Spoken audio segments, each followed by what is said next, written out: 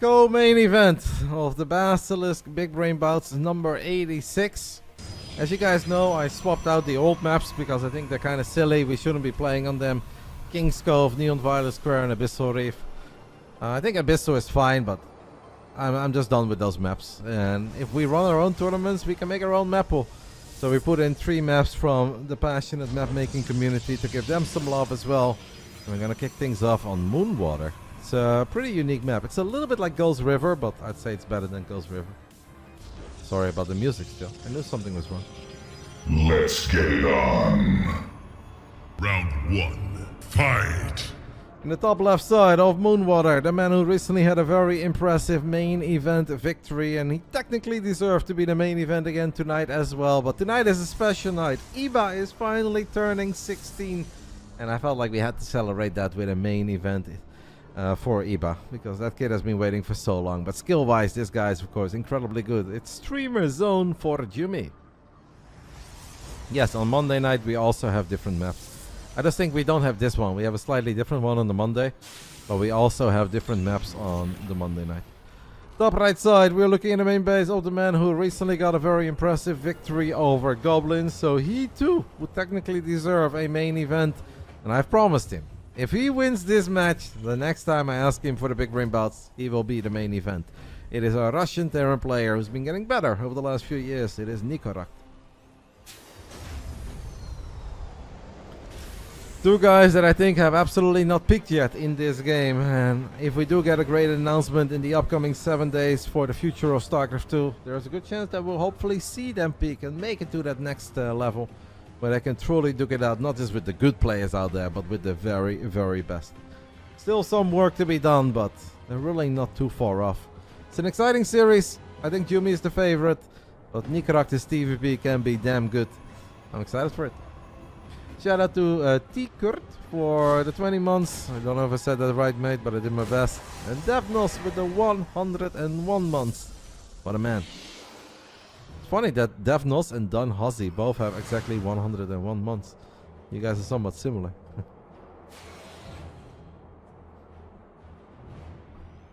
Yeah, I like Moonwater. It has a map with a couple of like mineral walls, and obviously it has a gold base here, but it's kind of hard to A, defend it, and B, get there, because you have to mine out these minerals.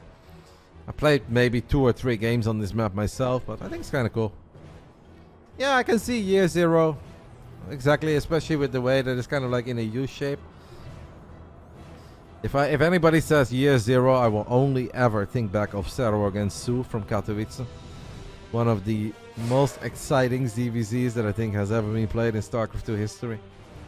Unfortunately for our man, it didn't go Cerro's way, but what a game that was. What a series that was. Triple Reaper, double Hellion. There's 2 adepts here. The 3rd adept is going to show up a little bit late. How good is the micro from Nicoract? He gets the 1st adept, but I think eventually adepts should do fine here, right? They'll get the 2nd adept as well. Took a little bit too long though. Jumy gets another hit off, gets the Hellion too. If you're Protoss, you're perfectly happy with this. You don't want to lose probes. Those adepts are meant to eventually die anyway. You just want to make sure that you don't take too much damage from this opening. Reaper hopping into the main base can be a bit annoying. We'll see. The Oracle. There is some lag. It's not me. It's poor Nicoract. Obviously these are things that can happen live StarCraft.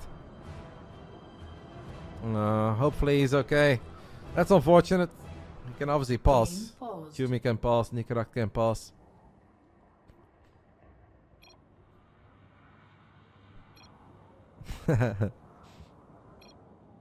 My internet is fine. Maybe a bet on that issue.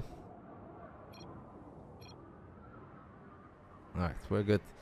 Welcome, X-Crook. I believe that Sarah was streaming StarCraft as well there. Yeah, it's always nice when Sarah surprises you with a little Friday stream. It's always pleasant to see the goat do his thing. There's been a lot of bet on it issues, guys, over the last week. Waddy made a tweet about it as well, saying StarCraft deserves better. I can obviously only agree with those words. All of it is sometimes it can make you feel a little bit hopeless, but I don't want to sit here and complain and only wish and be unhappy about everything. I am, don't get me wrong. I really am. And I do think we deserve better, but The only thing that I can do is still do my best and run some matches, try to make gamers happy, try to make you guys happy, try to make myself happy. As this looks a lot like a saber tooth, by the way, from Macabellum. I just want you guys to know that. It all sucks. Don't get me wrong, I am not trying to make excuses for Blizzard. I think it all sucks, but it's out of my control. So the best we can do is just keep our head up and hope that eventually we get a tiny bit of love from them and they can just at least make sure we can enjoy this game the way we like to enjoy it. You know?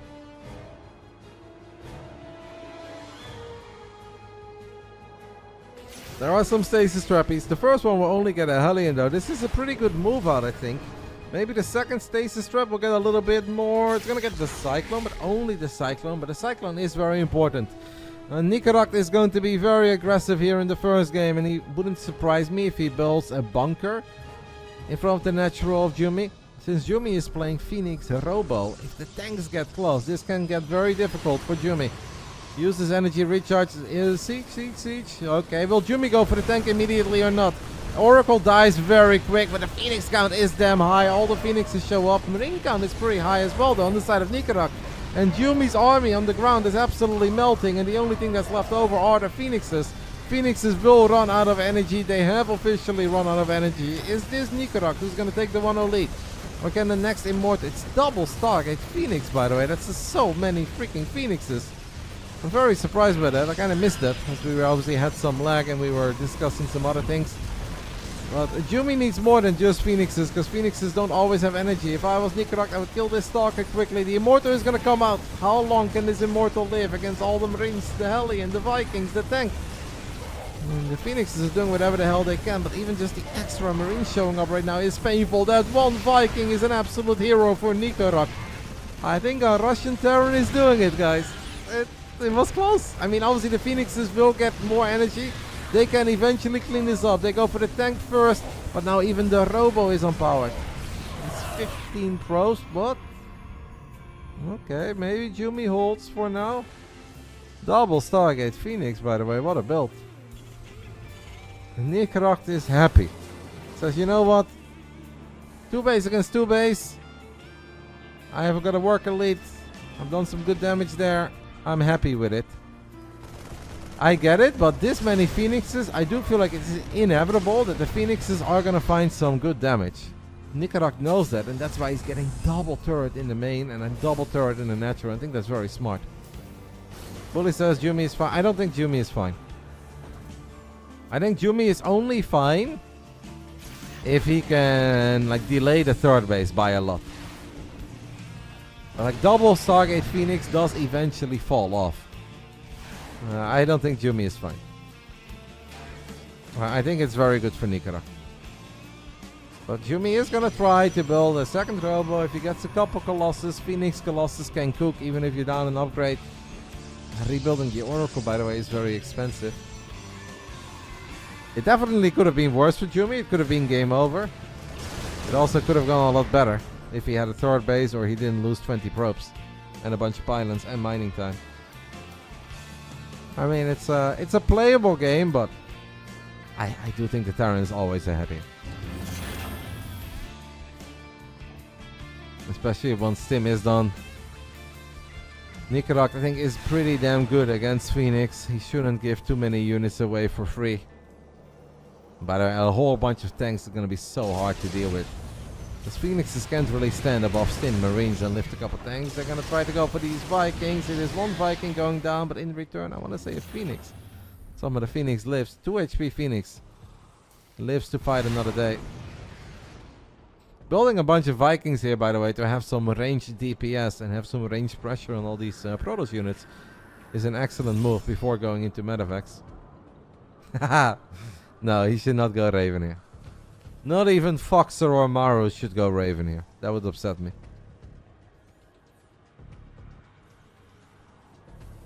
If this was a patch from 4 years ago, or 5 years ago, whenever they changed that Viking thing, I would say, you know what, I think Jumy is fine here.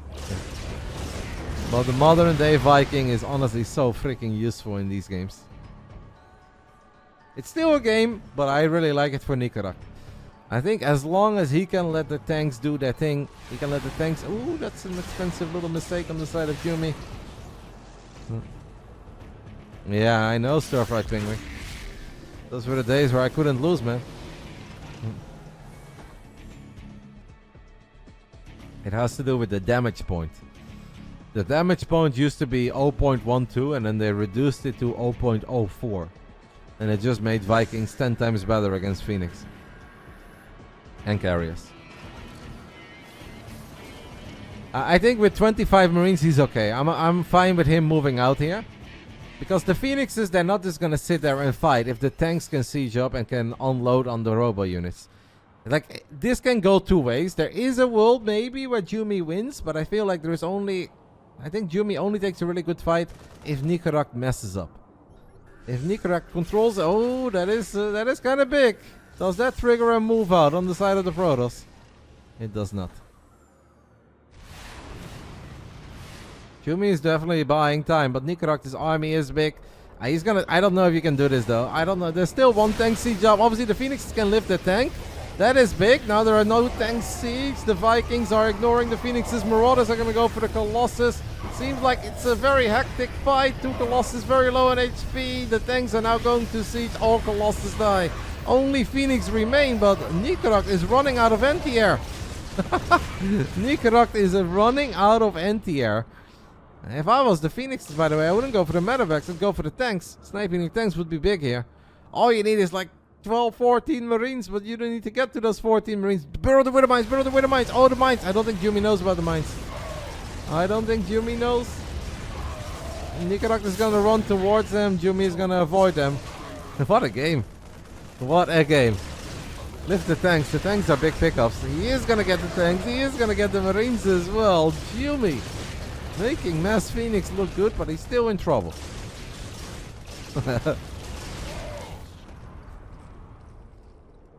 Getting the tanks in the end is really big. Uh-oh. Uh-oh. Does he know? Teleport successful. He has been avoiding it. Yeah, he's gonna drop a revelation, he knows. No, he's not. He doesn't know. He's dropping a stasis trap. Oh, if he flies over those two mines, by the way, guys. Oh no, he knows them. Yeah, on this map you can see the mines rather well. Nicoract is on 79 workers though, and obviously once you get a couple goals in the mix, guys, a single EMP, like Phoenix is always kind of clump up. This is a great game, very interesting, very unique, very different than most of the games we have seen over the last 6 weeks. I don't know if I just saw a bug fly across my screen or if it's a bug on the map. It was very hard to keep track of. And Nicoract is an animal with 2/2 Terran. He's actually, I think, very good in fighting with a maxed out Terran army. This is not quite a maxed out Terran army yet, but Nicoract wants to continue getting up, keeping up some pressure. He is looking for some EMPs. There are new robo units though.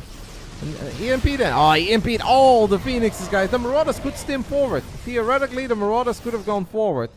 But they respected these two Immortals like no tomorrow. Jumy wiped in a couple Zealots. What a game. Dropping a fleet beacon now. I don't think Jumy really could have ever afforded to get it any quicker. And it was very tiny. I think it was something on the map, but it looked like an actual fly. It's a match that I said could have absolutely been the main event today, but the reason today that it's not the main event is very simple. Well, I think a lot of people in the Starcraft scene have been keeping track of Iba's progress, a man who got Grandmaster when he was 12 years old. Iba, what are we doing? And tonight is a big night as Iba finally turns 16, which means that he will be eligible to compete in the big ESL events. And hopefully he can dream of making... Ooh, Liberator splash damage is big. Hopefully he can even dream of making an appearance at the Esports World Cup. We'll know. By next Friday, guys, we will know. We'll all be happy, hopefully. Celebrating. Tempest. If Jumy wins this game, I'd be so impressed. I think this was such a difficult game for him to win. And I still think it's a very, very, very difficult game to win. Maybe a DreamHack Dallas, eh? We did have DreamHack Dallas last year. Dallas is an awesome city. As you guys know, I love Texas. These Phoenixes, by the way, are almost dead weight at this point. Liberators do a lot of damage against Phoenixes that are on top of each other. Is Ebo gonna save the Cabal? Hopefully. There's also a chance that Ebo will play some Protoss tonight, guys. I did not force him to play Zerg. It's his night. He's turning 16, and he has played a crazy amount of Protoss lately. There's a chance he will play Protoss. It's for him to know and for us and Goblin to find out. The Tempest count is only at 2, so it would take a long time to get rid of all the Liberators, but maybe the Novas can keep the Terran army at bay. This has actually been an excellent game. Nightfall zoning storm there. The Nova does kind of whiff. The Phoenixes are dying very, very quick. Ghosts actually have good damage against Phoenix too. Don't ask me why that is the case, but it's just the case. Yeah, he definitely still plays Zerg. That Nova stopped and then it continued again. It feels like Nicoract has had Jumy on the ropes ever since that very first move out, where he obviously meant to do a lot of damage, and he did, but not quite game-ending damage. Could land some EMPs here. Can also just be waiting until 3-3 is done. As a Terran, you can click on the Protoss units here, and if you see +2 attack, no armor, you gotta feel a bit confident. That was a very big storm, but all the Phoenixes are dead.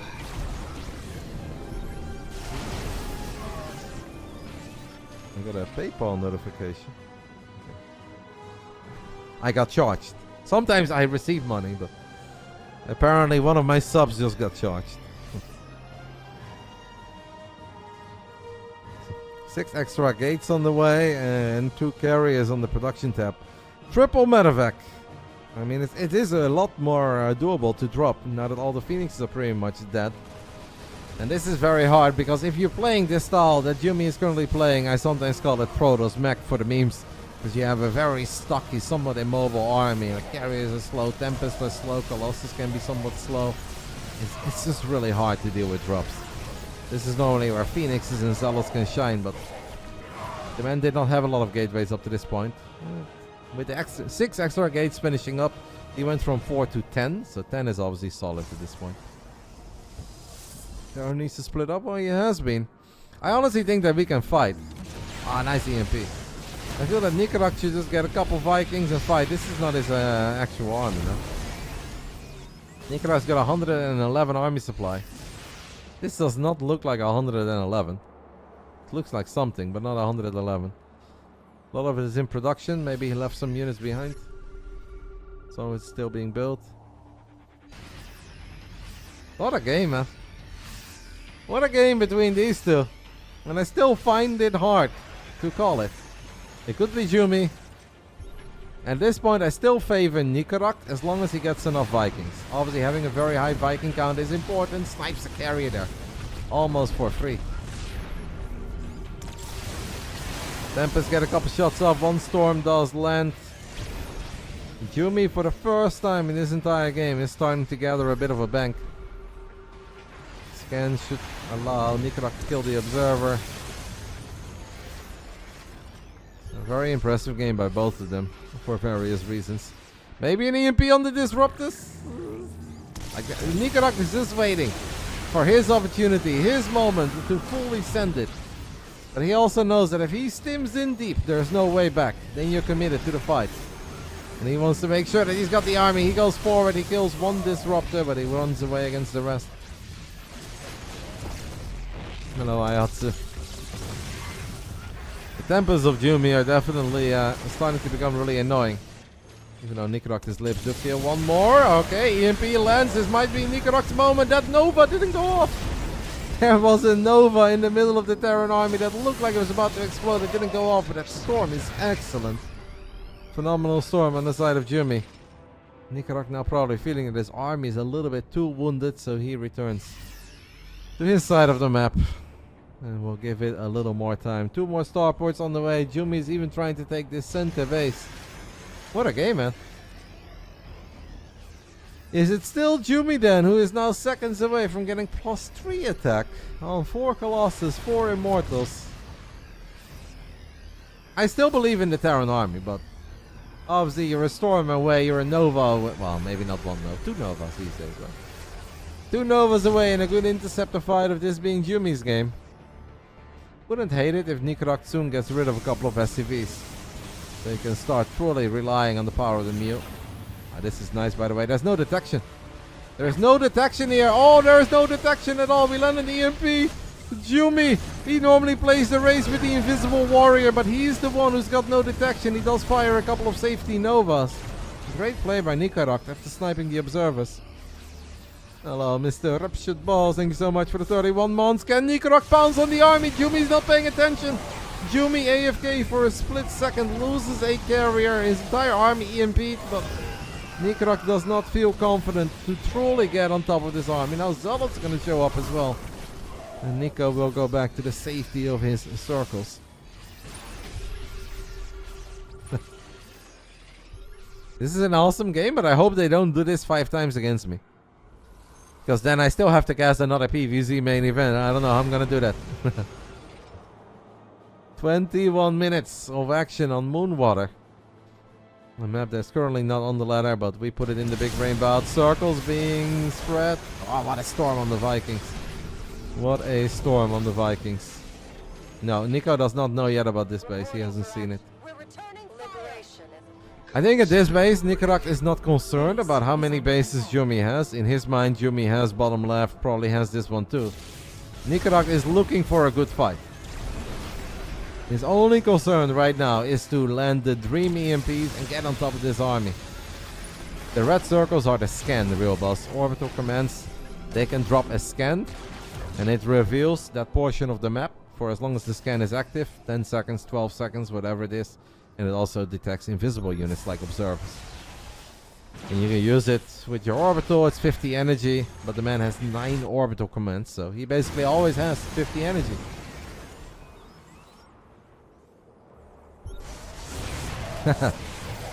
And Nicoract is now going to find the top center base, but he will also see that this is a campaign base. I haven't completed the Legacy of the Void campaign, but I'm sure in one of the missions a AI base looks exactly like this. Nice EMPs again as the Liberators are getting some really big shots of Liberators killing carriers. Are you kidding me? Straight out of the Reddit playbook. It's Liberators not just killing interceptors, but straight up killing carriers. Liberator count is 12, a Viking count 12, Ghost count is 6. Units lost resource step. Might be interesting to look at, guys. Haven't spoken a lot about it. Jumy has lost 4,000 more than Nicoract. As Nicoract does get a cancel on that base. Jumy with an honestly alt move on now. Fires a Nova. Nicoract with great split so far. Ooh, spoke too soon. Eventually he did eat a monstrous Nova to the face, but there are so many freaking Liberators. This army is stuck. Can we Rico? Can we blink away? What are we gonna do? Suiciding this army for one of the 9 orbitals is not the play. Jumy is just gonna run, try to buy some time for new, strong late game Protoss units. He's doing a really good job, by the way, with this. Wow, he got a lot of Vikings, he got a couple Liberators, but Nicoract is so freaking rich. One of these is Zealots running on top of one of the orbitals in the center of the map. Hello? Oh my god, that Archon! The Archon hits Nico! What are we doing? Nicoract had an easier time dealing with 10 carriers than he had with 9 Stalkers and an Archon. Oh my goodness. That guys, suddenly Nicoract lost more resources in this game than Jumy. Just when Nicoract takes an absolutely amazing... Oh my god. That looked out of one of these scenes on Twitch, you know. Where people scene switch from camera to in-game and they drop all the meals. I think Nathaniel's had that for a while. That's what that looked like. Nico lost like 5,000 resources chasing an Archon and 9 Stalkers. And that also allowed Jumy to get a couple Zealots on top of the center base. Now more Zealots being annoying. It's almost like Nicoract is fuming a little and he's falling apart now. He did so good. He did so good against the real army. And,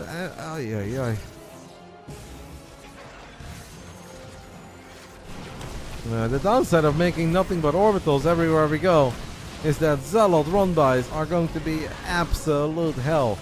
The man's got 6 Stargates and he has pumped out so many Liberators, but he needs to siege them. He is not sieging any of them. Lost an orbital before, he's going to lose another one. Nicoract had an easier time fighting carriers and Colossus than he has fighting Zealots and Stalkers. It is just chaos everywhere. Jumy is truly picking Nicoract apart. The good news for Nicoract is that he's got a million orbitals. The bad news is that he keeps on losing so many expensive units. He cannot possibly keep this up. 26 libs have died now in this game. 20 of them in the last 45 seconds. This observer, by the way, money for Jumy. Jumy's like, man, the last time I run 7 Stalkers behind enemy lines. Life was great. One of these mineral patches, guys, has been mined out, so now the Zealots continue to get on top. I think Nicoract just had it, man. Nicoract just about had it with this game. He says, enough with the defending. I don't care how many SCVs I'm losing. I don't care about your Zealots anymore. I don't care about a damn thing. I want to attack. And might get it. Where are the lips? He's got 9 lips. Jumy has really started to feel like he has done it, even though these Stalkers are being dealt with. This is just not a good trade for Nicoract. Maybe the Vikings can get a... Okay, that's... No. Intercept is getting deployed. Tries to snipe the low HP carrier. Does get it at the cost of 1 or 2 Vikings, but... There are just Protoss units running circles everywhere. What a game by Jumy. A 27 minutes certified banger, I would say. That looked like it was going to go Nicoract's way for a very long time. And Nico was in a great position, continued to be in a great position, and even did good against carriers, Disruptors, Colossus. It's the gateway switch that has just really kind of, I wouldn't say caught him by surprise, because he obviously knows that there's a possibility. He did kill this base of Jumy, so he slowed his economy down a little, but Jumy has mined out the gold. Jumy still has plenty of income. Yeah. We don't have to worry about Jumy going broke anytime soon. And Jumy is very heavy on the carriers now. Maybe 8 Liberators, magical hits one more time. No ghosts remaining. Oh, High Templars is so sweet here. All the ghosts have died, guys. So these 3 High Templars are just gonna have a field day. Nicoract knows it, so he's gonna try to rebuild some ghosts, but even the stims are gonna hurt. He's got 2 medevacs for all this bio. Our poor guy has 2 medevacs. The storms land in the middle of all the Liberators. The libs die. Nicoract trying to spend his money one last time. Jumy is just maxed out on carriers almost. 13 carriers. What a game. I don't think that Nicoract can win this fight, and he knows it. After 28 minutes, it is Jumy who takes the 1-0 lead on Moonwater. What a game. Honestly, by both of them, it takes 2 to tango. Nicoract did so much right. He had so much of the difficult stuff correct. Some great micros, some great splits. And the moment that he technically got a great fight in the center, and he started chasing those Stalkers, I kind of fell apart. Yeah, Bully did say he was fine at minute 7. And he was. He wasn't, and he was, and he wasn't, and he was. As a sick game. I mean, the graph clearly obviously shows as well that Nico was in a really good spot normally. Like, if this is how the graph looks in this matchup, and you're ahead in upgrades, you're loving life, but... The 1 Archon and the 8 Stalkers will go down in the history books. I think the real Navy SEAL squad that turned this one around. Great game. Best game of the night.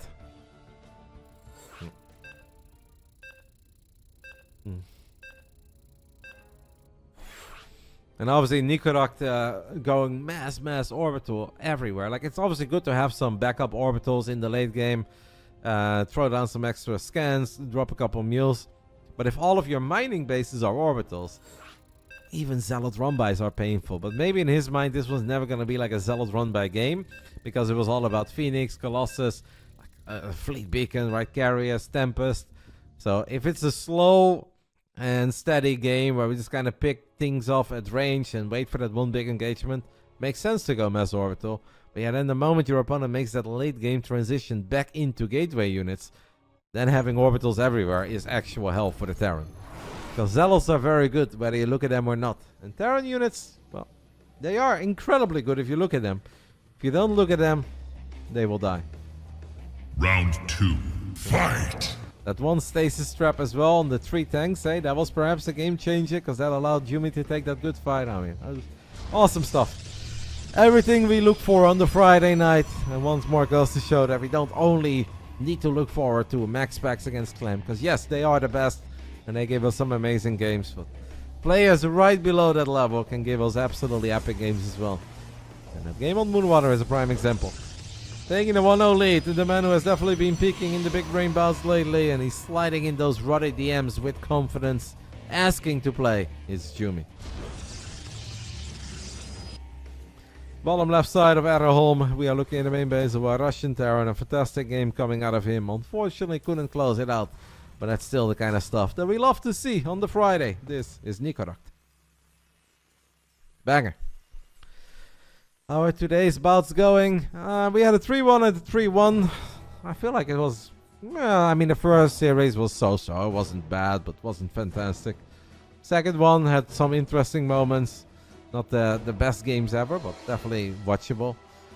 Jumy and Nicoract game 1. The undisputed highlight of the day so far.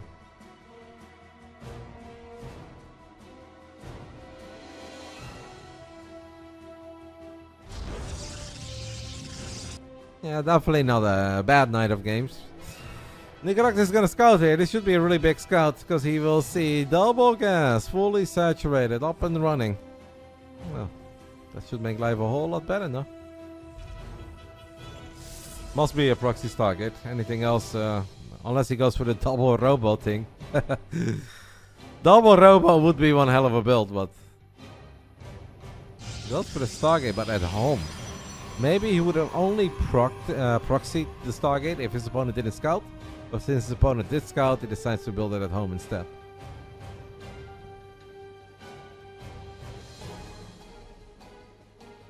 I don't know if he officially changed, because I think his Twitch name is still for Jumy.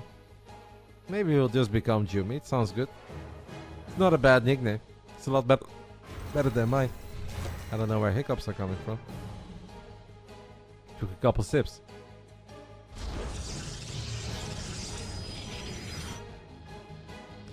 In theory, I would say this is a perfectly fine start for Nicoract.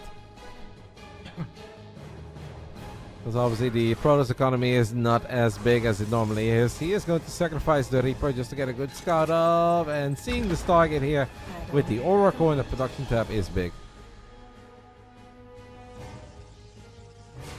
Is it really? Eon Blue? 4 Jumy is a League of Legends champ? I've played League, and I have never seen a 4 Jumy. Oh, wait, what? Jumy? Which hero is Jumy? Is it old or new? Would he have scouted there without a grenade jump? I think he would have barely seen it, yeah.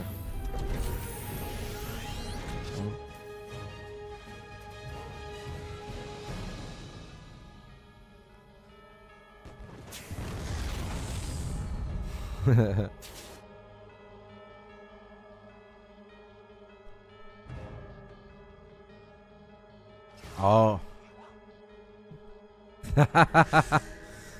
That's a little different. Does Reina play with the Jumy? What does Reina even play these days? I unfortunately haven't been able to catch too much of my boy, but what does my boy peak with in League? Is he a one-trick pony, or does he have multiple champs that he's very good with? Because whenever I open his stream, I never really recognize the heroes that he's playing. And I know some people get triggered and they say, they are champions, not heroes. No. They will always be heroes. Nicoract, this Marine squad is going to move out and we'll find the proxy pylon. That is all there is to it, though. We've got a 1-1-1 opening with 2 more Rexes on the way for Nicoract. SRL. I don't know any of those Ruptured Balls. None of those ring any bells to me. I know a couple of them.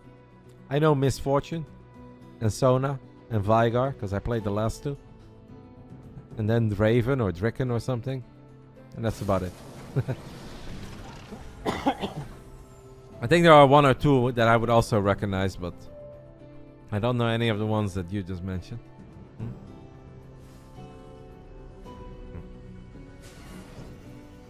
I don't know that. I know the caster from League of Legends, Rivington III. He was very cool. South African guy, I believe. Lived in America. He's a very cool guy. I know the name Darius, yeah. That rings a bell to me. So Jumy has a random gateway in the top center of the map, so it's gone Stargate Oracle that has really accomplished a lot into a lot of gateway units. Maybe he was anticipating a very early move out of Nicoract, but what I love about Nico, his TVP, is that I think in general he's got very good game sense. I think his medevac here is about to scout the proxy gate as well. Can he save? No, he cannot. Oh, that's unlucky. 2 Marines do manage to hop out of the medevac. That's definitely a big loss. But I still think the scout and the scan that he just threw down to see the timing of the 3rd and the proxy gate, in a way it's almost worth it. Because I think he knows the Jumy, his upgrades are going to be late, and any sort of splash damage or Colossus is going to be very late.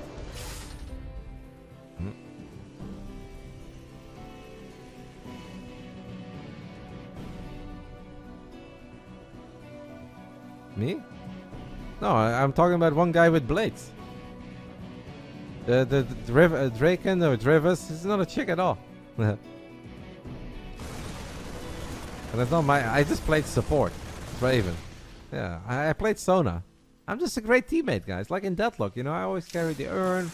I help my allies till the bitter end. And in League, I was just healing everybody up. That's what I do. I'm a sweetheart.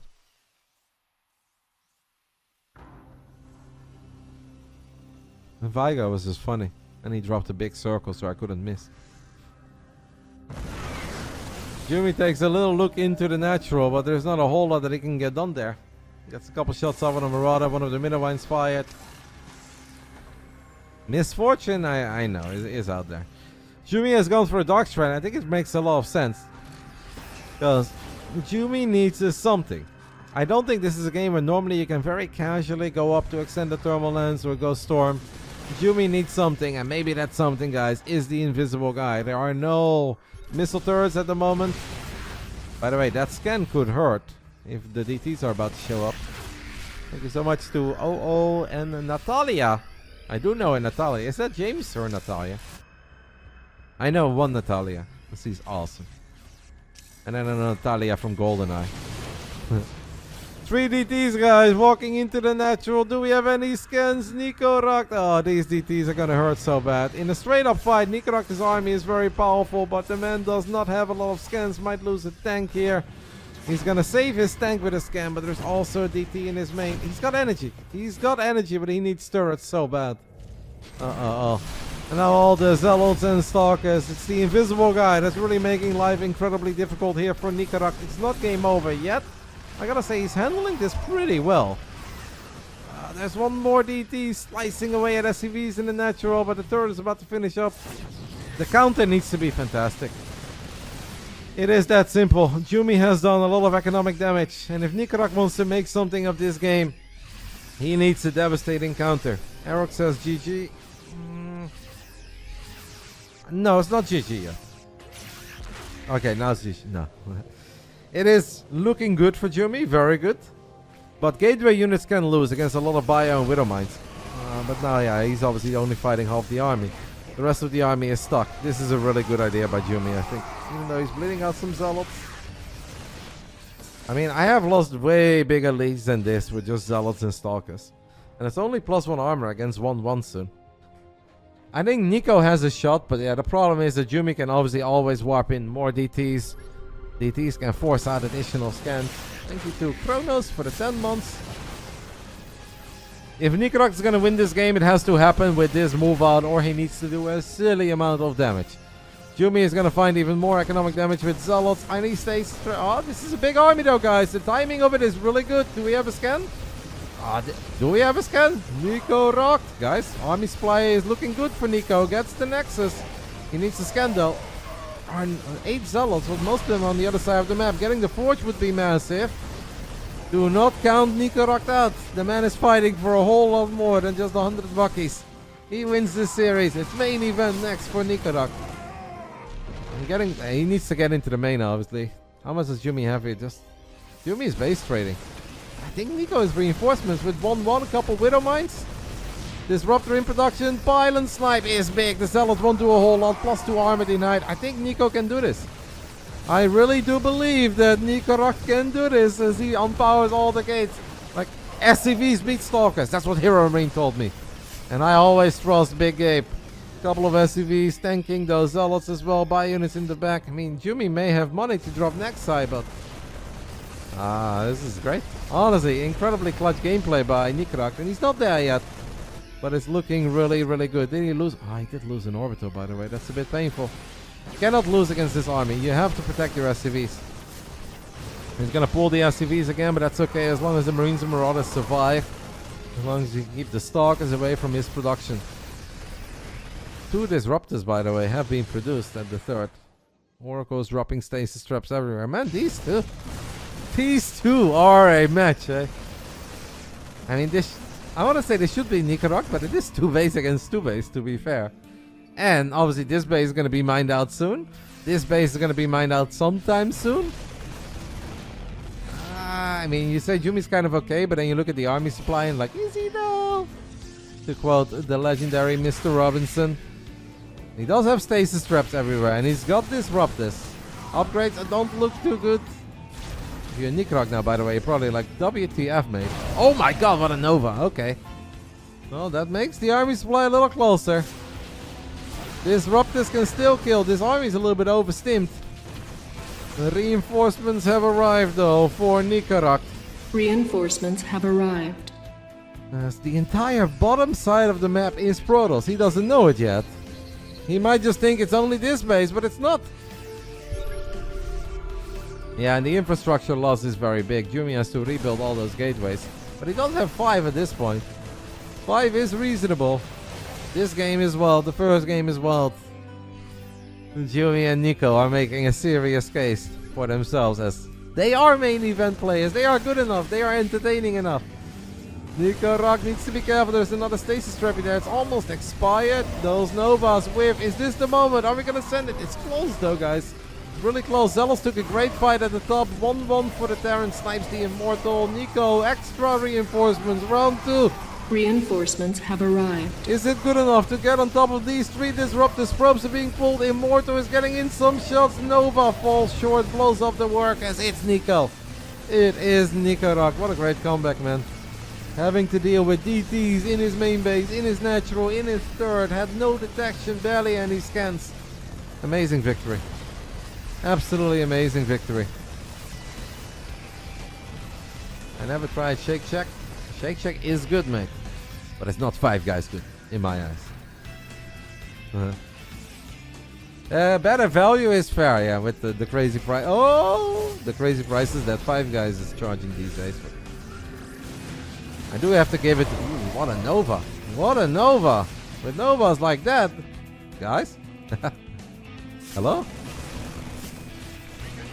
Nicoract throws down a scan. He's like, what the hell? You got this base too? Yeah. Jumy's got that base as well. I mean, it should still be Nicoract. Don't get me wrong, but...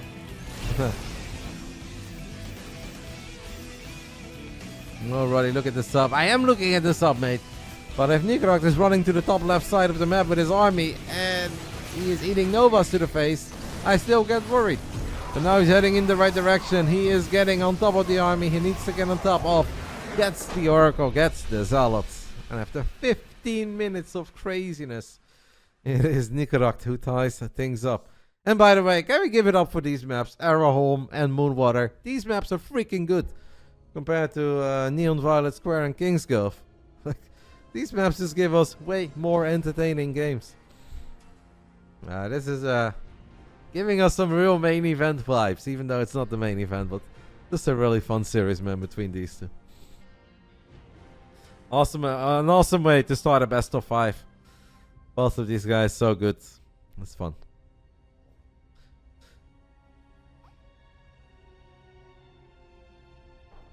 Jumy is always a gentleman, I think. Even though sometimes he gets himself in trouble. But that's not because he's rude. That's because he's naughty. As they would say over in the UK.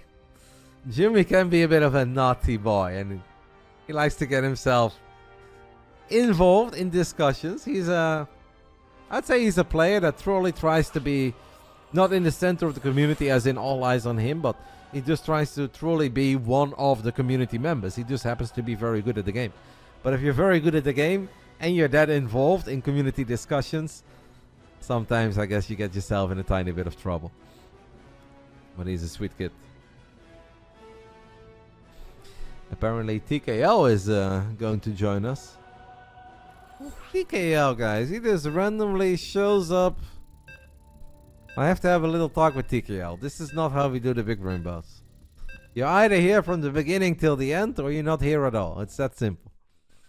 Unless a special request was made. Or we're not just gonna hop in and out whenever the hell we want. But I love TKL. He's a passionate man. So I'll let it slide for tonight. I'm gonna have to lay out some rules. Round 3. Fight. No fight. Le TKL. On the interface bug. A French caster. He's one of the guys that also makes the Monday night event happen. Together with Indy and Darbovo, me. He has been a long time Starcraft 2 caster. He's got a magnificent beard. I believe he's got a good stream as well. Even though I think there is a lot of politics. So you need to be interested in those. If you speak French, that is. But he's a nice guy. He means well. His heart is in the right place. Does drink a lot of beer, but since when is that a bad thing?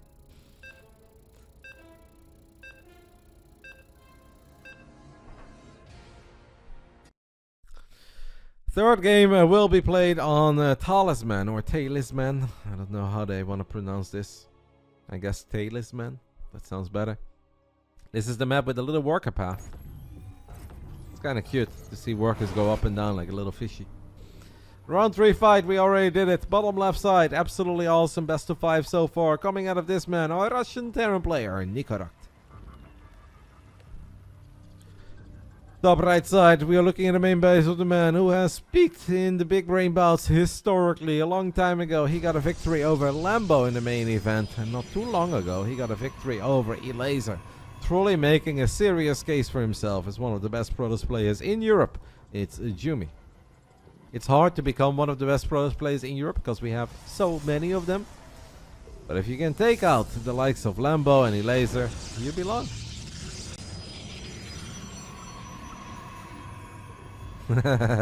Was the first time he played it? Yeah.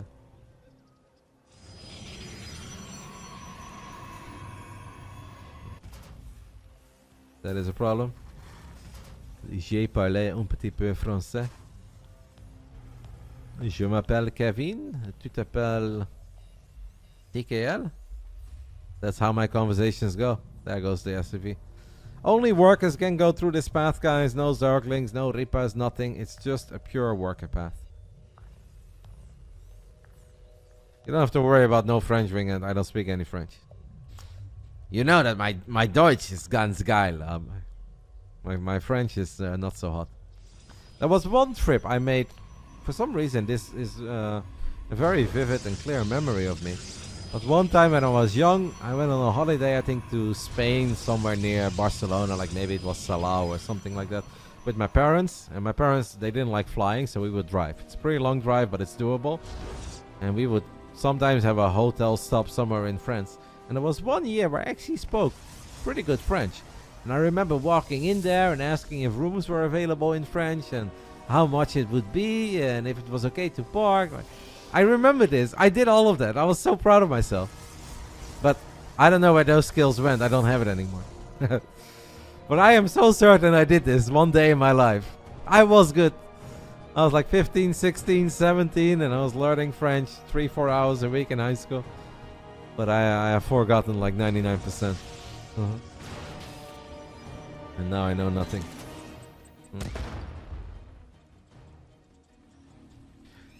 Jumy is just gonna open up with a Twilight Council. So I'd say for the first time it's a very standard opening, right? One gate fast expand Twilight Council.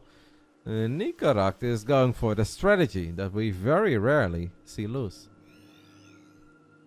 No, my French is very bad, Juju. Like the 2 sentences I randomly throw out, that's literally all I know. Maybe if I like truly pay very close attention and people speak slowly, that I can understand a tiny bit more, but it's not much.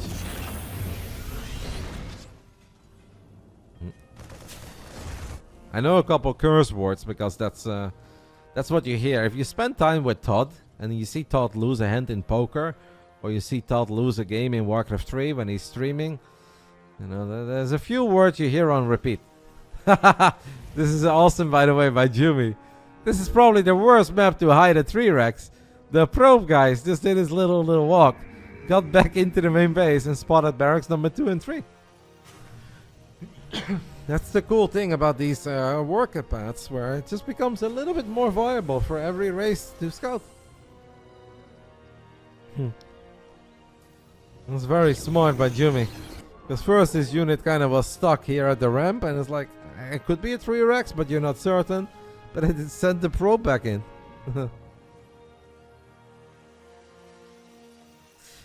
How does one work? Oh, that's just the way that this map works. They call it a worker path, and it just goes over it.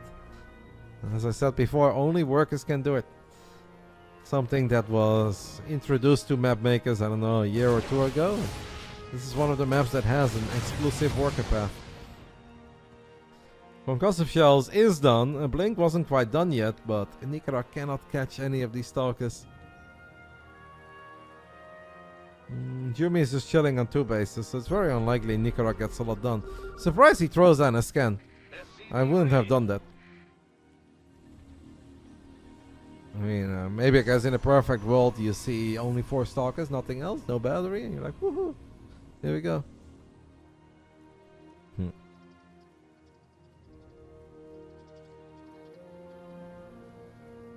Yeah, I guess that has partly part to do with it, but it's also just to switch things up. And it can also allow for some very funny strategies, right, in the late game, where you can sneak a probe into somebody's main and you can build a pylon, and it just opens the door for new, cool, creative stuff.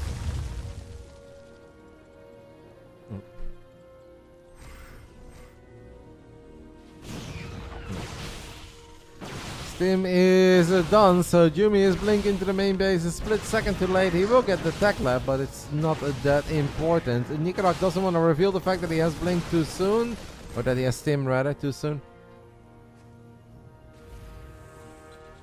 It's never a very good feeling if you play 3-Rex and then you're just kind of forced to up around home a little bit. Nicoract probably not very happy with how this game is unfolding 6 minutes in. Would this not make cannon rushes a lot more viable? Not necessarily. Because, I mean, like, if you start your cannon rush here, you can't suddenly build on the high ground, right? So you still need to build a high ground pylon too. There will be a moment where obviously once in a blue moon that could make the difference. But if you start cannon rushing here, for your probes to go all the way around, it's not that great. And if they just come in here and they start cannon rushing in the main base immediately, you should see it. Of course, if somebody doesn't scout, yeah, cannons can go secretly up, but I wouldn't necessarily say it's a big buff. I really don't like this fight by Nicoract, guys. As long as that Colossus is alive, he's not gonna get much done here. Does gun down the Immortal, so he gets one of the high target units, but the high value units. But this is a bit of a nightmare game. Out of the 3 games, I think this is the biggest lead that anybody has had 7 minutes in. And the build that used to cause so many nightmares. Looking a little bit underwhelming here. The 3-Rex. Jumy having a field day with a couple Blink Stalkers, keeping track of this army. Getting a quick safety Immortal out, getting a Colossus out. And at this point, yeah, I don't really see where this game goes for Nicoract, to be completely honest. The build that never loses. Might lose this time, mate. Looks like it's in a lot of trouble. There's a first for everything. And this might be the first time in history that we'll see the 3-Rex lose on this channel on a Friday night. Never happened. Literal free win build. What could Nicoract do? I mean, I don't know. Even if you go 2nd star port and you just make a bunch of Vikings, you're gonna get stormed because that would take too long.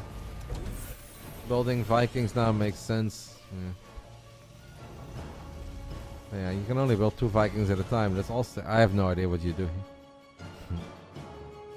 When they talk about hell for the Terran, this right here, guys, is hell for the Terran. unlikely that a drop will randomly find a lot of damage, because Jumy has a lot of map vision, and even if Jumy wouldn't see it, he's got 8 gateways. Just turtle. Sure, you can just turtle, but then your opponent is going to be on 5 bases. Get really good upgrades, get ahead.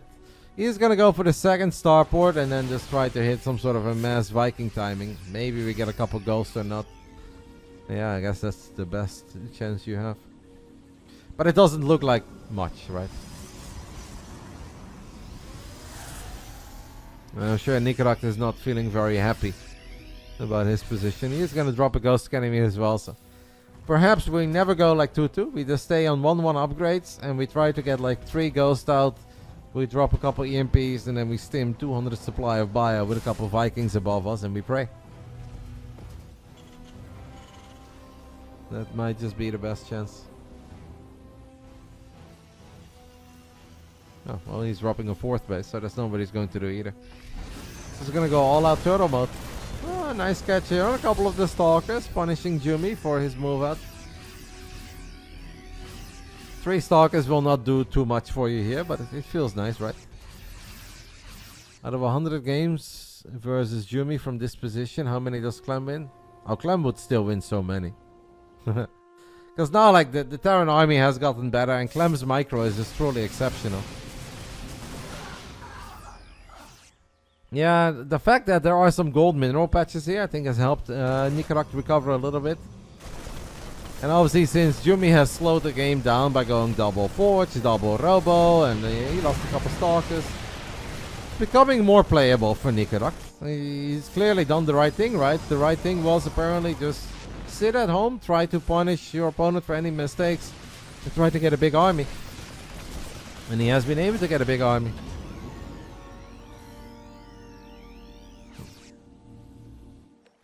It's actually, Nicoract has done this well. He has gotten himself in a position where his army is suddenly competitive. It's big, it's powerful, it has potential.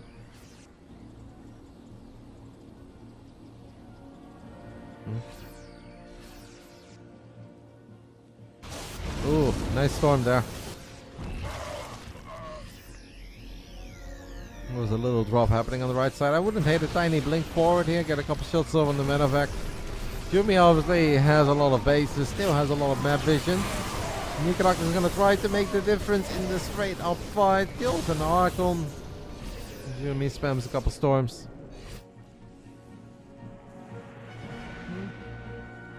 I mean, if this base successfully becomes a planetary, I definitely have a game.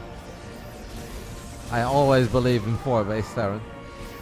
And the upgrades are not even that bad. Like, we got the armory, double starport armory, and the planetary coming online. It really is a game. I think Jumy probably expected slightly more aggression to come out of Nicoract than what happened. And because of that, he took his foot off the gas a little bit. He didn't want to be like silly, greedy. Yeah, he lost a couple of units, you do a little bit of everything, and before you know it, it's a competitive game again. Ahead, no. Definitely not ahead yet, but definitely starting to look more than playable. At this point, it comes down to who handles the fight better. If Nicoract drops a couple sick-ass EMPs and the High Templars don't get a single storm off, or all the Colossus and Disruptors die, then Nicoract can absolutely win the fight. If Jumy just keeps storming, fires 1 Nova at a time, then obviously Jumy is going to win the fight. And Jumy should have some quicker reinforcements. 2 Colossus very low on HP. The Novas will force the Terran units to run away. Storm is very nice though on the Viking. I love that storm. Look at the upgrades. Perfectly in sync. +2 armor done. +2 attack done for Jumy. Another 2 upgrades done for Nicoract as well. Ooh, that's a nice catch by Jumy. Once more, the power of the Observer on full display. Grabs 4 Marauders, 3 Marauders, and no medevac. Nicoract with very special care to this Marauder.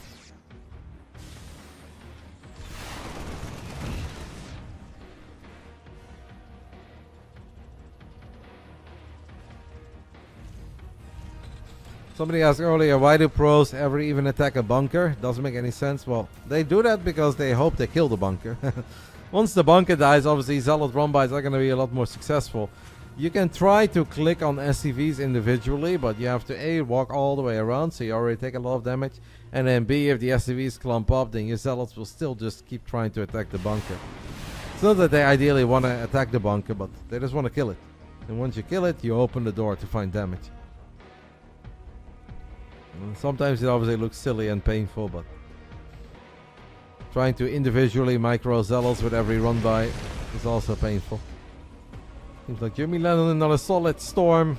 Has plenty of cannons and batteries. Working on 3-3. Dropping a fleet beacon. Catches this army that was out and about from Nico. We might just do Moonwater all over again. A few tanks. It's hard to suddenly sneak in a couple tanks if that has not been the playstyle. Like if Jumy shies away, where is our factory even? Like our factory is floating. We don't even have a tech lab.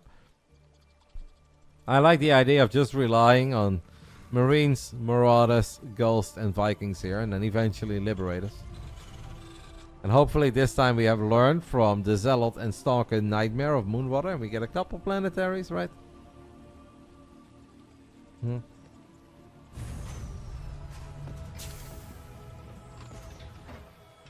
I don't know if you're asking me.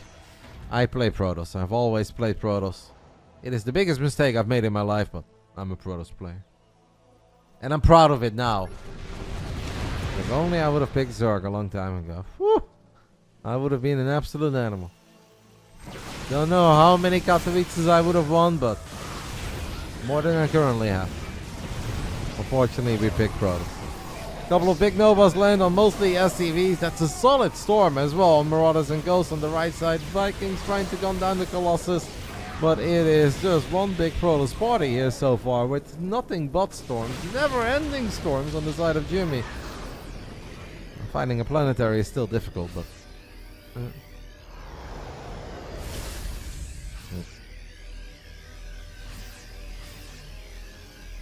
We've seen definitely way more storm in general ever since this patch went live. Energy recharge, like it just allows you to get safely up the storm the first time, because then the moment storm is done you can use energy recharge, you have a bunch of storms, and then obviously once you have it you're gonna see it more throughout the game.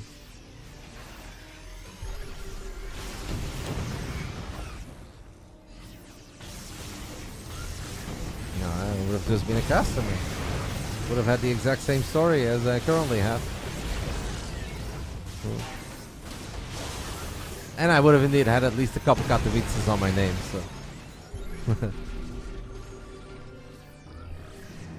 Nicoract is gonna try to force a fight. It's actually Jumy who helps him a little bit, as Jumy, full of confidence, blinks forward, thinking that he can just gun down them lips.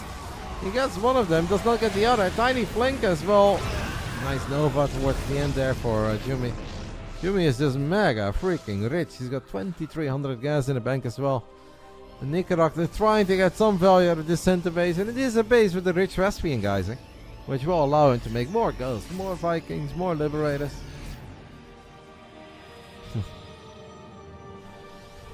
The Jumy Nicoract is a series for the ages, eh? These guys apparently incapable of having bad games with one another. The Friday night is delivering.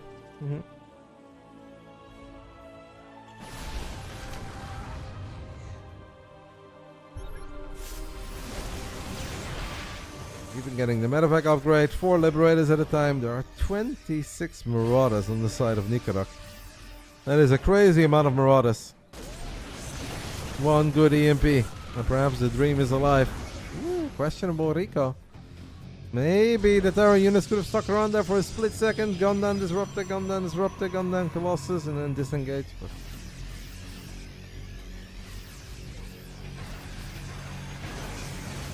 7 Liberators at a time.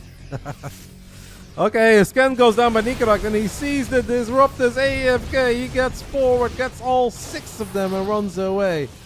And Jumy's so upset about the outcome of that moment that he decided to storm his own sentry and an Archon.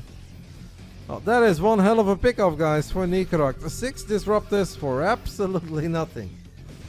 Sarah would indeed say, If he can get the reaction out of Yona for 2 High Templars, imagine how Sarah would sound after sniping 6 Disruptors. I wouldn't quite call it a throw yet. That was obviously a big donation. But I think at this point the players are rich enough that you can afford a bad moment or two. You can even afford to lose a fight, lose a base, and still have a chance. It is unlikely that... Oh, hello? Okay, that is very derpy. I don't know what 40 supply of Protoss was doing here behind the gas. Jumy's gonna have to clean it up a little bit. This game looked fantastic for Jumy. He's gone for the combo of Time Warp and Novas, but Nicoract goes like cuckoo in his prime as he stims forward, guns down 3 more Disruptors. And Jumy really needs to stop the bleeding now. He was definitely allowed to make like a little mistake or two. He had some room for error, but he's kind of running out of room for error. As he is going to try to get on top of this base. The missile turrets helping killing that Colossus there. Nice storm though. And Jumy needs time. Finally gets that bunker that he has been trying to get for the last 11 minutes.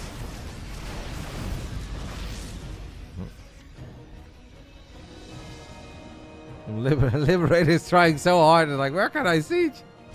Look, you already have a Dark Shrine. Jumy. Well, somebody just said in the chat, Jumy is crumbling a little bit. Like, at the moment we're building a Dark Shrine when we already have a Dark Shrine. Yeah, that's a little bit silly. 2 Dark Shrines are actually not better than 1. As a couple of EMPs land on the carriers, units lost resource staff shows us that Jumy has lost 3k more. You know, that JBS guy, you know, the 3 Rex. We did talk, was not JBS, it was somebody else, J64 or whatever. We did say that the 3 Rex has never ever lost on this channel. I don't want to say that Nicoract got himself in this position because of the power of the 3 barracks opening, but who's to argue? We're here, aren't we? I did it, yeah. JSJ65. The 3 Rex has still gone undefeated. 147 armies fly against 135, but the Jumy's armies fly definitely not as impressive as it once upon a time was. Yeah, it's the Liberator that got a whole bunch of kills and obviously a couple of probes long distance mining. I mean, this is chaos. It has been chaos. Carriers right now deploying some interceptors, killing some Vikings. The Lips, will they get the protection that they deserve? They've got advanced ballistics. I mean, that is a Protoss army. That is a Protoss army. Cloaking gets used. Do we throw down a scan? Yes, we do. There are some Novas. Liberators from every angle. Is this the fight, Nicoract? Can we go up this ramp? He kills the Mama ship. But that's a lot of interceptors deployed. That's not the fight. Oh my. Oh my. It is still Protoss after 22 minutes. It is still Protoss. And the 3 Rex can lose. A back and forth game that obviously looked amazing for Jumy. Where did he get the Shadow Strike by? Oh, he cancelled this one. It looked amazing for Jumy. Then he got himself in a bit of a pickle. He donated units. He continued to donate units. But in the end, the power of a Protoss reigns supreme. I think that has a lot to do maybe with the fact that this is not a ladder map either. And they've obviously played this map in some of the online tournaments at this point. But you don't have hundreds of games of experience on a map like this. You're familiar with the openings, you're familiar with a couple drops, but the moment it becomes a 5, 6, 7 base game, it's like, how often have you played that, right? Probably once at best, maybe twice. Fun stuff. It's just an excellent series. It's a very draining series for me, man. I'm yapping my heart out over here, guys. 4 hours of non-stop chatting at this point, and it's definitely been a good series. I mean, in the end, Nicoract there just made a judgment call. He thought that he could jump on that army, but going up a ramp through a slow zone, maybe some storms. The Colossus getting a lot of free hits off. It's tough. Yeah, these two are a really good match. Alex is playing. Guys, I don't want to make any announcements, but if this guy is just casually lathering on the Friday night, that has to mean something good, right? If he is firing up a couple games, the big man, yes, he beat Venture, lost to Optimist. Optimist probably built a bunch of cannons. Oh no, I have never felt more hope If Alex is lathering, honestly, Starcraft 2 confirmed at the EWC. If Alex is lathering, it cannot possibly ever go wrong for us. I don't, wait, I'm in the wrong channel or what?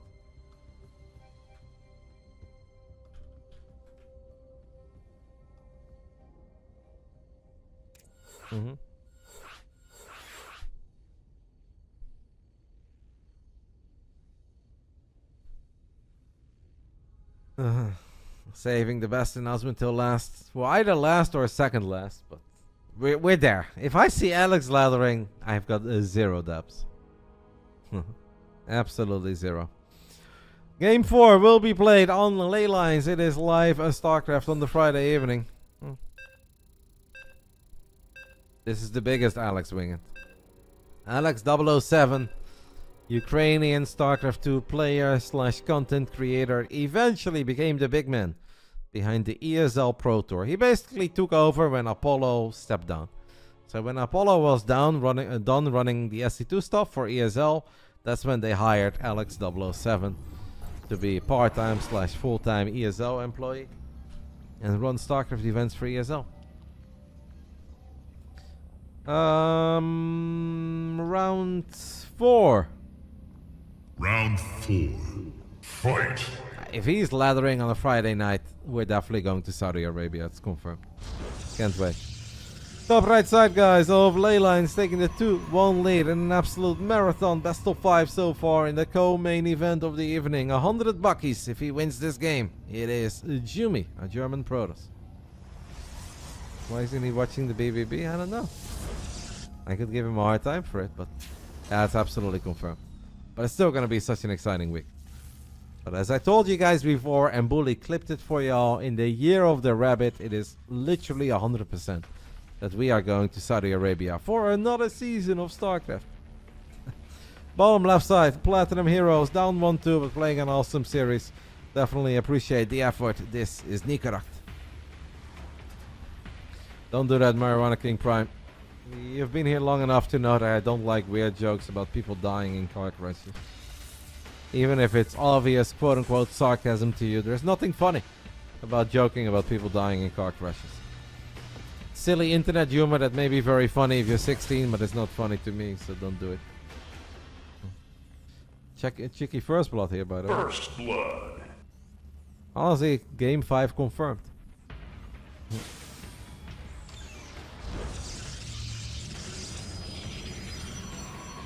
But he sent the first probe. I guess he wanted to be proper annoying. Slow down the process a little bit of building the racks. Jumy a long time ago in the Big Brain Bouts was against the Battlebee, right? Where Jumy just started styling on Battlebee on Site Delta. He grabbed 3 probes, sent them to the other side of the map and killed SCV after SCV. I don't think it's worth it. I think it's too bad for your economy, but I guess if you get a proper delay on the SCV building the barracks, like you delay the barracks, you delay the orbital, right? You delay everything. Little butterfly effect, but I don't think it's that good. Why is it the year of the rabbit? Well, because we're going to Saudi Arabia, that's why. What could possibly go wrong in the year of the rabbit?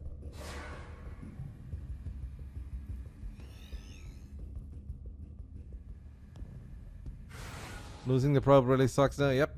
Sending it out that early is already painful for your economy. Then losing it also sucks. Especially against an SCV because you're not supposed to lose it. Is it the year of the snake? Oh, then we're in trouble. I felt so confident about the year of the rabbit. If it's not, we're in trouble. But I think we're fine. Because rabbits are powerful. And I don't want to say that I would pick a rabbit over a snake. But I kind of believe. No. My rabbit got hands. My rabbit has serious hands.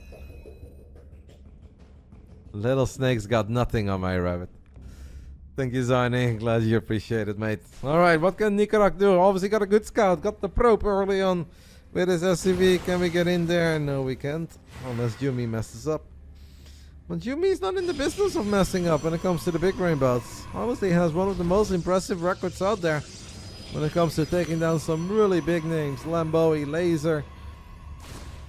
And now maybe Nicoract today. Maybe not as big of a name, but anybody that plays Protoss at a high level and has played against Nicoract will know how tough it is to beat him. I find it another impressive win for Jumy if he gets it done. He's not there yet. It's been a very close series.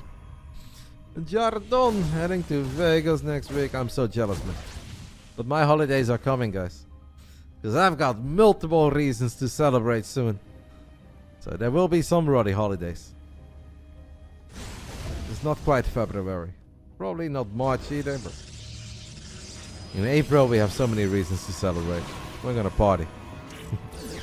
Widow Mine drop gets dealt with pretty well, I think, by for Jumy. There's 2 more mines though. 4 Widow Mine drop. That's old school panic. Oh, so far so good. Ooh, the Hellion sneaking in as well. Nicoract, guys, with some old school all-out aggression. He never burrowed that final Widow Mine. That's a bit of a shame. Look at Jumy and the amount of lost mining time here, and does not have a 3rd base yet. This is a Liberator. Let's go ahead and follow Jumy's camera for a little bit. Jumy probably thinking, what the hell is this build, mate? Okay, he does see the lip so quickly. Man, Nicoract is in such a good spot. Well, Bully, after this game, I'm definitely never sending out my first probe to harass the STV. Why does it feel like Nicoract can do 17 things and be in an amazing position? Hellions, Reaper, 4 Widow Mine drop, and a Liberator, and tanks, and a Work Elite. This looks bad for Jumy. Looks damn bad for our German Protoss. How can we turn this around? A little bit of a base trade, but Hero Marine told us that SCVs beat Stalkers. And Big Gabe never lies. Okay, Stalkers blink past Bunker, get on top of the Marauder, get on top of the Marines. The other Marines head out. Nicoract just wants to get a good fight there at the 3rd, maybe Liberator in the Natch. There's so much chaos right now. There is so much chaos. I want to see those SCVs beat Stalkers the way that Hero Marine told us they would. 3rd base obviously gets cancelled. Liberator got dealt with. Nope, still alive. Good job, Nicoract. The SCVs are indeed winning the fight, guys. Jumy in serious trouble here in game 4 as he's going to use the recall, but 2 tanks are sieged up in range of the Robo. The Robo is going to die before the Immortal comes out. What a build by Nicoract. 2 Hellions, a Reaper, 4 Widow Mines. Created all the chaos. Liberator follow up. And the tank shots here are excellent. Nice micro as well. He's hitting us with the hot pickups. It is Liquid Clump. We found him. The guy everyone is talking about. Liquid Clump. If Nicoract starts picking up individual rings to save them against gateway units, who's gonna stop this man? For the first time tonight, guys, it seems like we are going to game 5. What a series. Oh, that Propo is gonna be so painful on the tank shots. That is 18 workers down the drain. I am a believer in the power of Protoss. I don't believe in the Dark Shrine. This is some serious copium right now. Jumy is allowed to leave. Maybe like sometimes in the chaos you really hope that you also killed like 27 SCVs on the other side of the map. And like maybe it's not that bad. And I've got a Dark Shrine finishing up. But then you see extra Marines, extra Marauders. And you know it is that bad. Man, Nico played a very strong game 4 there. This series definitely deserved to go to distance, I think. Well done. Winner of this best of 5 gets $100. The loser gets 25. Nicoract is going to take a very, very tiny break, and I'm okay with it, because this has been a very intense series. That will allow me to take a tiny break as well. I'll be back soon, guys, with Game 5, Nicoract to Jumy, to see who brings it home. It's been a really fun series. Can't say this hasn't been fun, close, and competitive.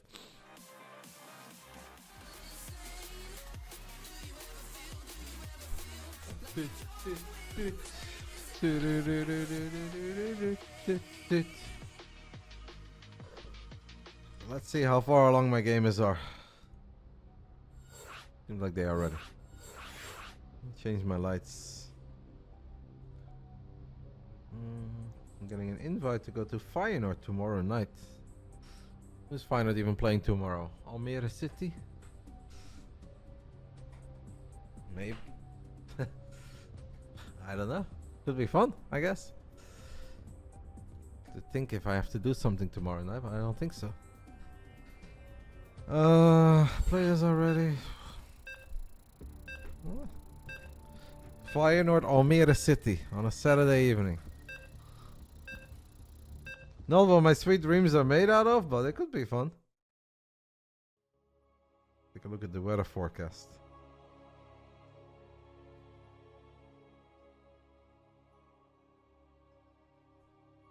Oh, it's raining tomorrow. Not in the evening, though. I mean, if it's dry. Ilya Tuporia versus Islam, who wins? It's probably Islam, right? Doesn't Islam always win? I do think Tuporia is very, very badass. Is that the fight that's been officially announced? Because that is a mega hype fight. Like, that's definitely one that I would stay up for.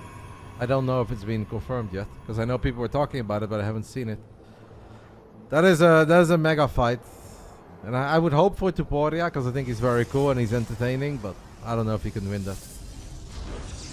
Not official? Okay, well. Then we're just speculating. How do I feel about the Champions League draw? I think we have better chances against Inter, but we're obviously massive underdogs, let's be honest. But hey, we took down one team of Milan. Who's to say that we can't take the second one? Italy belongs to us. Alright guys, final round. Let's see who wins the 100 bucks, who walks away with 25. Obviously the winner of this series will get a main event again. It goes for Nicoract, goes for Jumy.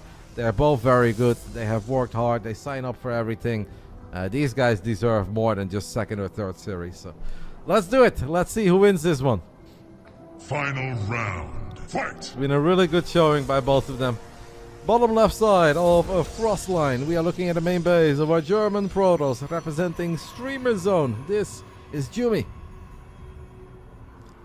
And in the top right side, the man who defeated Goblin not too long ago, representing the Platinum Heroes, an excellent Russian Terran player. It is Nicoract.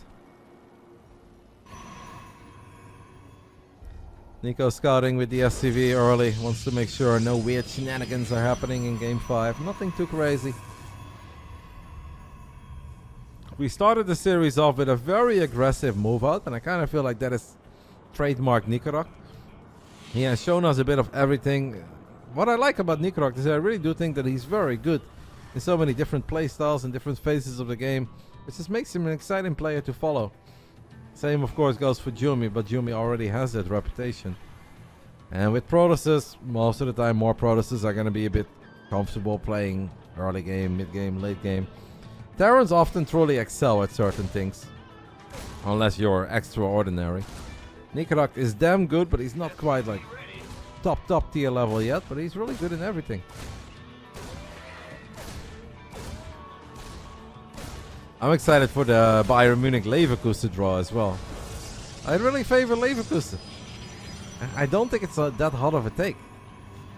To me, Bayern has just had a few too many off days this season, too many bad games. I really think that Leverkusen can win against Bayern over 2 matches. Even if they're a little bit behind in the Bundesliga, but I agree, Wingant. I can definitely see it. If these two keep improving the way they currently are, wow, that's a quick Dark Shrine, by the way. A proxy Dark Shrine in Game 5. That was a great series. Come to an end like this. And we're going to keep a close eye on the orbitals. We're going to keep a close eye on what we are building out of the Raven. That is an investment, guys. This early, it is a serious investment. Jumy choosing Terran? Why would he do that? That would never go well for him. I think the odds of Jumy winning a TVT over Nicoract are slim to none. They gotta be Jumy DTs now. The man does love his DTs, but this one is obviously a bit different than some of the other games. Nicoract opening up with a Cyclone, and the Medevac has at this point no idea. Oh my god, and he's following this up with Zealot Charge as well. It's a Jumy classic. Game 5, all the marbles, Proxy, Dark Shrine and Charge. It's been a very long series with a couple of very long games. I don't think this game is gonna go long. But in whose favor is it gonna be? It's still hard to say. Obviously, at this point, it's starting to look really good for our Dark Shrine player. But let's see what Nicoract can get done. There is a world where Nicoract gets a lot of damage and Jumy gets a lot of damage. Warping in 2 DTs on the other side of the map means you have even less at home. Does he know? No, he doesn't know yet. He's scouting. And I think at this point, Nicoract, his alarm bells are going off. He's like, wait a minute, why don't you have a third base? He sees it 4 minutes 40 seconds.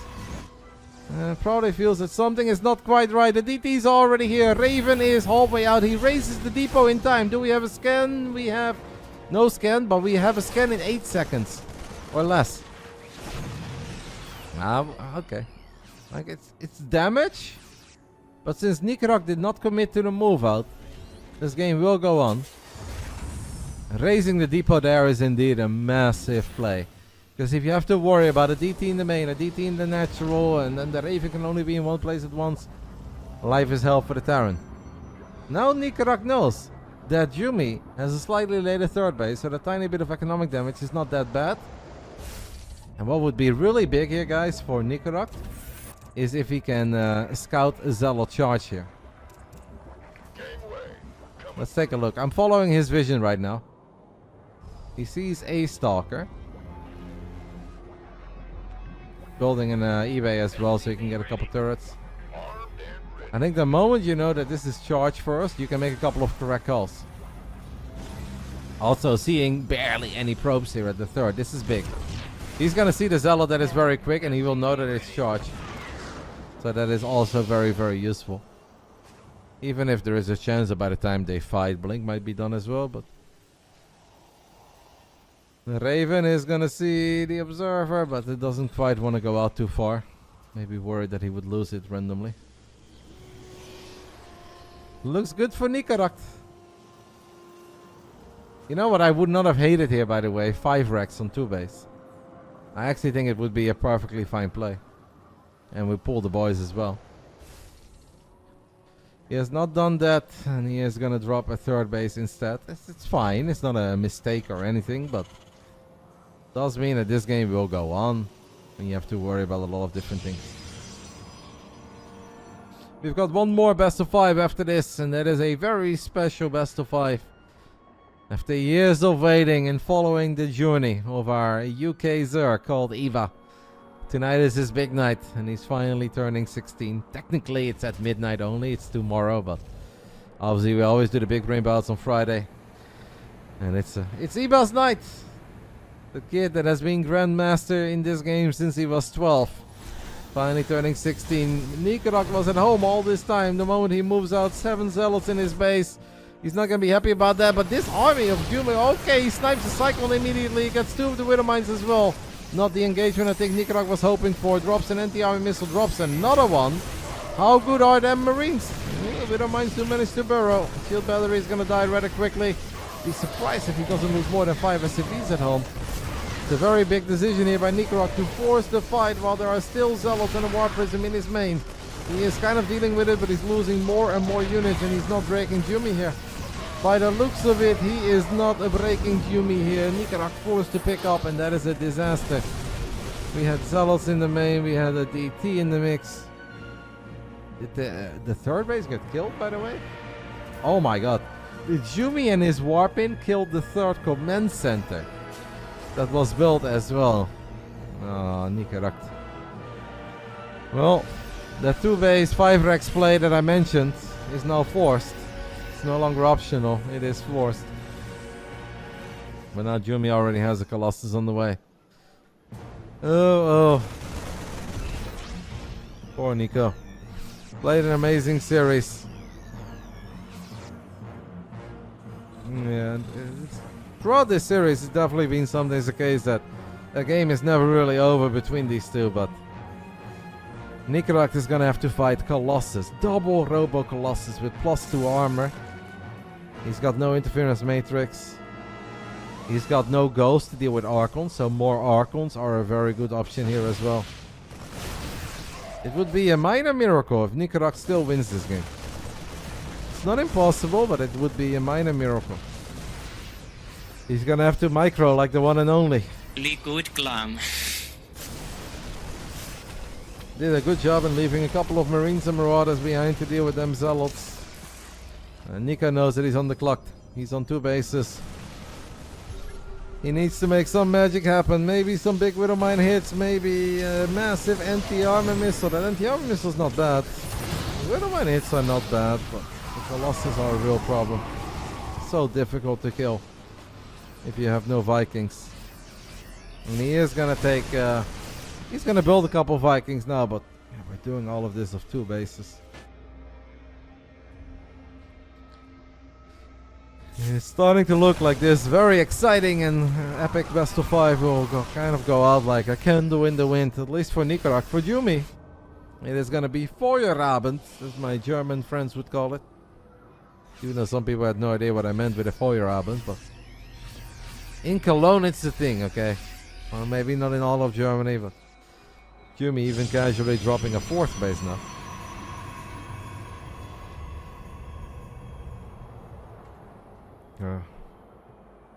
Feuerabend, one of those. Jumy is gonna have a good evening.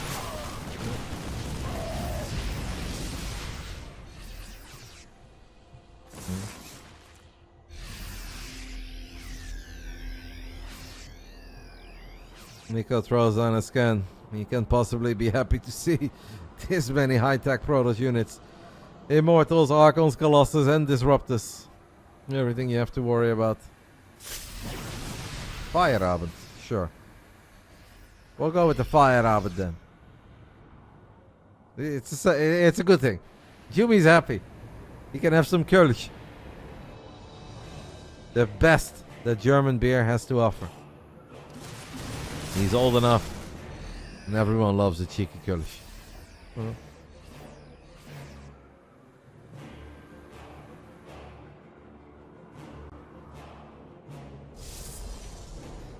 Nicoract is gonna try to create world's biggest 2-base Terran army.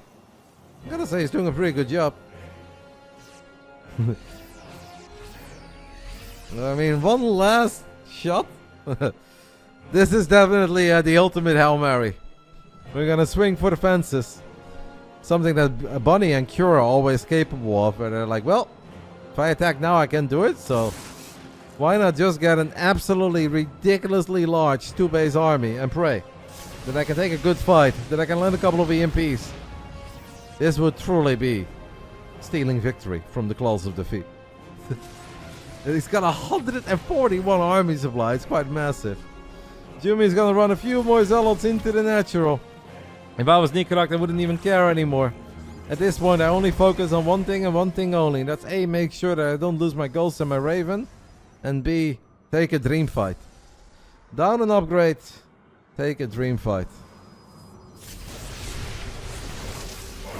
Anti-armor missile is massive, by the way. Connects with almost the entire army. The storm is also absolutely ridiculous. Oh my goodness.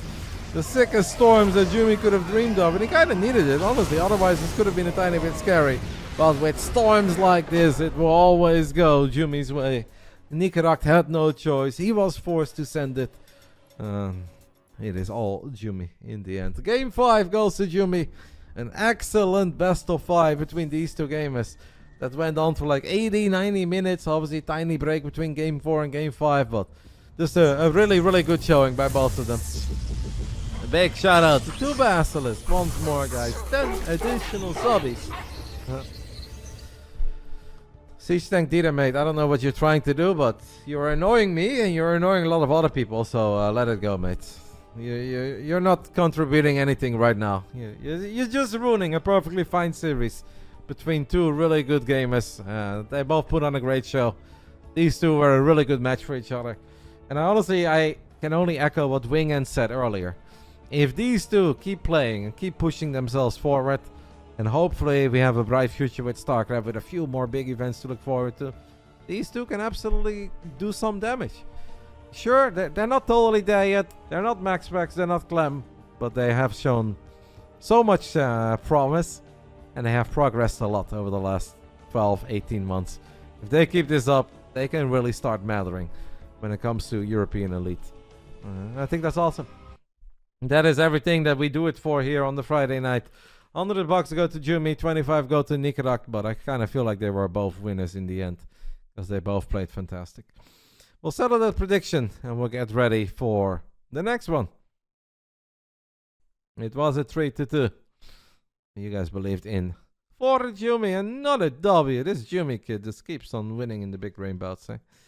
Main event, guys. Eba versus a Goblin. A best of 5. A main event. Now, skill-wise, some people might have said that Jumy against Nicoract is even better than Goblin Eba. I think it's very close, first of all, but I don't think that matters. Tonight is Eba's night. We have followed Eba's journey for years. And our young man from the UK is finally turning 16. And we had to celebrate that with a main event invite. So that is why this is the main event today. We are happy for Eba.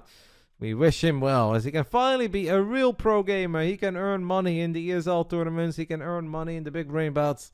It is awesome to see the young kid grow up and no longer be disqualified because he's too young. He is a Zerg, but sometimes he plays Protoss, and he has very good Protoss. He has played a crazy amount of Protoss, so there could be some PvP here. That can also be ZVP. It might depend on the maps. I don't have any rules when it comes to race switching. Goblin is our Croatian Protoss. Has obviously been around for a little while. We had him on Team Roddy for a long time. We supported him. We found a new home in the Platinum Heroes. I'll give you guys 10 minutes. I think I'll take one final little breaky because I'm struggling a little bit here, and obviously I want to do a good job. I'm happy to have Eba here tonight.